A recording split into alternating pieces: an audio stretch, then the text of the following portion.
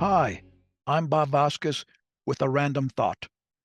During my recent visit with my grandkids, I was elated when Bubby, my 7-year-old grandson, started telling me about a game that he plays called Minecraft. I'm not a gamer. I don't appreciate games that kids play nowadays, but I must admit that I've never played one, and I probably will never play one. Not my thing. Anyway, I didn't, evidently, understand everything that Bubby was describing about the game, but what he said did pique my imagination about how that worked in a game that would help craft one's mind.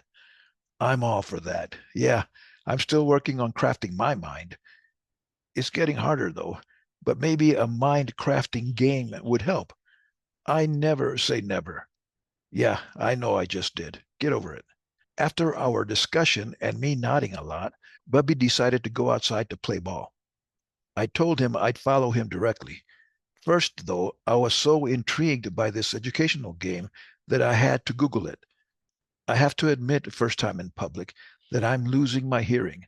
All those times that Deb thought I wasn't listening were, in fact, due to my not being able to hear her. I have a note from my audiologist saying that.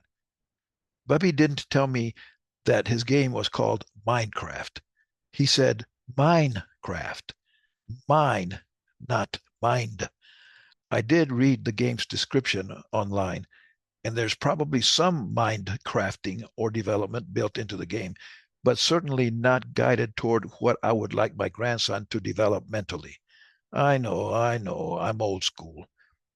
I'm nearly finished writing a book about Bubby and Opa, focusing on character development, titled Bubby's Way Home.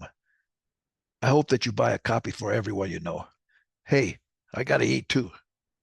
I always say that our values are always in our hands.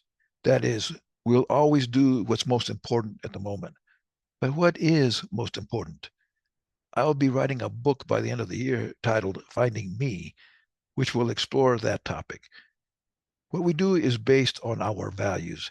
If we don't consider what's most important, we'll do what someone else convinces us is most important.